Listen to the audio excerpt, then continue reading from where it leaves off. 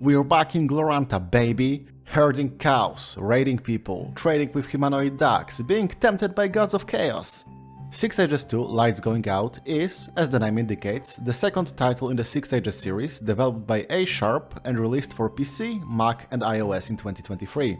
As there are two previous games, my review of which you can also check out, it's a mix of a strategy game and a visual novel, in which you lead a clan of people in a Bronze Age-inspired fantasy setting, in which management of things like building temples and making sure your people don't starve is regularly switched up with visual novel segments, where something happens and you decide how to approach the situation. Goats rampage through your pastures, your people find a totem to a god of chaos in your lands, or maybe someone questions your judgment after a streak of bad luck and demands a change in power. You have a circle of the clan's most knowledgeable people, and they will never agree on a single solution. What do you do? I love these games dearly, and Lights Going Out is a title I was waiting for with bated breath, because I knew it would shake up the formula quite a bit. If King of Dragon Pass was a game about rising to kingship and uniting people, and Ride Like the Wind, the first Six Ages game, was about finding a place in the world by nomadic people after being forced out of their ancestral home, then what is Lights Going Out about? Well, it's quite simple really. It's the end of the world as we know it. And I feel fine. You play as the royal clan that, in the past, united people into a single tribe and ruled wisely, bringing never-before-seen prosperity to them. If you played Ride Like the Wind to completion, you can even import your save to continue as the same clan as before, which frankly rules, and I'm glad to see it implemented. Your people built a mighty city called the Baronstead, serving as a safe haven from the ills of the world. All of it is coming to an end.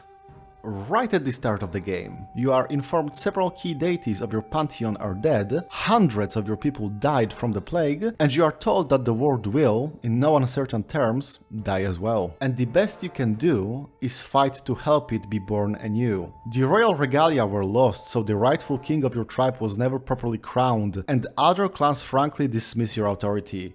He's also an impatient asshole, so maybe they are a bit in the right to do that. Oh yeah, and as the game progresses, more and more parts of the world just disappear out of existence, swallowed by chaos which destroys everything, and there's a high chance of the Heralds of the End paying you a visit personally. That's the game. Good luck! I adore this, as long-time viewers might have guessed. Strife and despair are ever present. Hunger always looms on the horizon. Getting your neighbors to trade you for food may be a tall order, as they are in a situation that is as tough as yours is. You will be approached, several times, by chaos cultists or outright forces of evil to either wreck your shit or to give you an impossible choice. People will die, both individually and in the form of entire groups just getting winked out of existence. And nothing tastes as sweet as even the smallest of victories in these circumstances. I should probably talk about chaos a bit more in depth, considering I only briefly mentioned them in the previous video. In Glorantha, this is the catch-all term for gods of evil, such as temptation, sickness or cancer. Remember kids, killing a rapist is always an ontological good that heals the world, that is canon and undisputable. And in the times of the game, another deity reigns, Wagboth, literally a god of evil, called the devil by anyone who dares not speak his name, a personification of destruction. Think of it like this. Humans are creatures of light. We are diurnal, feel comfort from light, need it to grow our food and survive. Trolls are creatures of darkness. They are nocturnal, preferring to live underground to avoid light altogether. They feel a ravenous hunger that leads them to raiding for food quite often. The two species will oppose each other, fight over resources, likely even hate each other as diametrical opposites. Trolls are not creatures of chaos. Chaos aims to destroy light and darkness alike, extinguishing every resource in the world to no benefit to itself whatsoever. With chaos at the door, humanity and Trollkin will stand side by side. With its victory, there is nothing, less than nothing. It will undo everything, itself included. And this is what you're facing in Lights Going Out. How do you fight it? How do you ensure there is rebirth after the inevitable death? Well, it's for you to find out. The gameplay has some small changes compared to previous titles. It throws you a bone in two ways. One, you get pretty much all possible fortifications built from the get-go and only need to rebuild them if anything gets destroyed in a raid. 2. Your people are knowledgeable of their myths from the very start and can go on any of the 3 available quests immediately without the need to learn about them from other clans. though the catalogue of myths does get expanded with some in-game decisions. The hero quests, in which one of your clansfolk follow in the steps of the chosen deity, are not quite as important as they were before, but they are still a good way of receiving a boon or strengthening your characters. It saves you some time that you will definitely need to ensure starvation doesn't hit you. Other than that, it works very similarly to the first 6 Ages game. Don't send people on a raid when hands are needed for harvest. Engage in ventures regularly for bonuses. Herds are the true sign of wealth. Remember the people advising you in the clan ring are human and therefore may carry biases, and so on. 2 small pro tips. Food being obscenely valuable works both ways, and sending emissaries and traders to every clan makes you look like you have your shit together, which in turn provides invaluable respect from others. If there was one thing I'd have to nitpick, it's the fact that I still do not fully comprehend how combat works after 3 games in. The number advantage can be important, but it also seems like the dice rolls happening in the background are tangled in some rock, paper, scissors equations to the choices you make in combat, and I truly don't get them. Maybe my brain is too smooth. But luckily, and quite funnily, one of my ring members was so good at diplomacy that whenever another clan raided me, she could just go, "Hey, don't," and I would leave with near 100% certainty. Too bad her daughter was not nearly as good, so when she died of old age, I got robbed blind several times over and lost the game. Redfeather's clan, man, what a bunch of goddamn assholes. Speaking of characters, there are always a few preset important people in your clan. Aside from King Dude being there to fuss about not getting his goddamn respect, you get people like a Disciple of Death, or an atheist carpenter that might as well be Socrates considering he only ever asks questions. If they die, their kids and relatives follow in their footsteps after enough time passes. To some, it may feel like it takes away from the uniqueness of their clan, but I love how many personal events and storylines are tied to these people. It very much feels like a lesson learned from King of Dragon Pass, where there were some unique individuals like this, but it was very easy to miss them or have them die and cut their storyline short. They also have other clan circle members react to their personalities, and in one particular scenario where non-Socrates was on the verge of death due to my bad choices, the guy who was always bickering with him demanded we save him because if he died, everyone would blame me, and that was very sweet. It's a very human game in general, both in positive and negative aspects of it. One other thing that differs from previous titles is the fact that sometimes, due to the precarious state of the world, people will report that a crack opened, letting you send an expedition to the realm of gods. This basically serves as the game's version of hero quests mentioned before, but because the story is never known to you, as it is happening right now rather than being a myth, it's always nerve-wracking.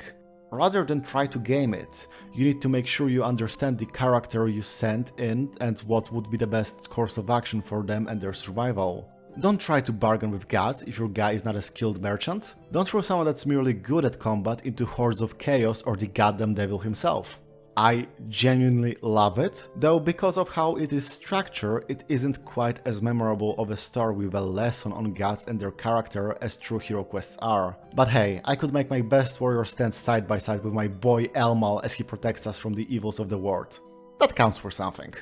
I also want to mention spirits, which were in Ride Like the Wind, but that I failed to mention last time. In the Magic tab, you can switch from viewing your pantheon of gods to viewing spirits that your clan has bound. They are very useful, especially if you can spend a point of magic to get a 100% success rate on bargaining with them. You can also find more in the game. This can be crucial in ensuring that your people have enough food, as, for example, you can have a spirit that can guide them to good fishing spots. Audiovisually, it's also great. I'm gonna be a broken record as I said this about the 2 previous games, but I absolutely love the art on display and the variety of it. Get visited by absolutely malformed chaos boys. Watch a horse rider look at the horizon wistfully. Just marvel at the colorful complex garments of your people, or witness the berserkers of Uroks being absolute dudes who rock. Amazing stuff, and I sincerely hope the series continues, just so I could see more. As for music, it feels like a lot of it repeats from the first game, but there is no point in reinventing the wheel, so it's fine. Not much to say that I haven't already. It serves the purpose and format of the game, so there is nothing that stands out in particular that I would listen to outside of the game. My first run ended in an absolute disaster. The world ended and my clan died, nothingness swallowing all, with nothing coming after it. Doing the difficult thing is not screwing someone over for your own benefit and telling yourself it's for survival's sake. The difficult thing is losing that selfishness altogether. But even that has its limits, and following that line of thought mindlessly will lead to ruin. Don't be me. Don't tell a fucking Chaos God, take our clan instead, and expect you will get anything other than a black screen. Like, holy shit, I know it was 3 AM, but what was I thinking? I enjoyed the hell out of my time with the game. My second run was on a lower difficulty, and it did seem to have a trade-off in that the really memorable scenes in which shit was undisputably fucked were less common. I certainly didn't get to see one of them that really caught me off guard in the first go.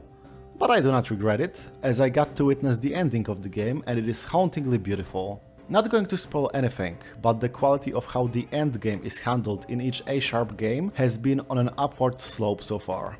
It's probably the best installment in the series thus far, not only building on the uniqueness of the setting, but also making full use of the apocalyptic age of it, which I really wanted to see done well when it was first teased. If you never played the series, I would recommend getting the other two games by the studio first, to fully see how different things are narratively speaking. But if you are just in for the apocalypse, hey, I can stop you. Just be advised that the normal difficulty setting is called "Things are gonna be about as bad as we expect them to be." It's that kind of mood. So, without my intent, this was the perfect title for the spooky month. Hello! Hi! All 10 of you that watched this video. If you're new here, I do recommend the rest of my garbage. I'm not sure what the next video will be on, but I do want to start working on something longer in the meantime. As always, huge thanks to my Patreon supporters, now visible on the screen, who bravely support my folly. See you next time.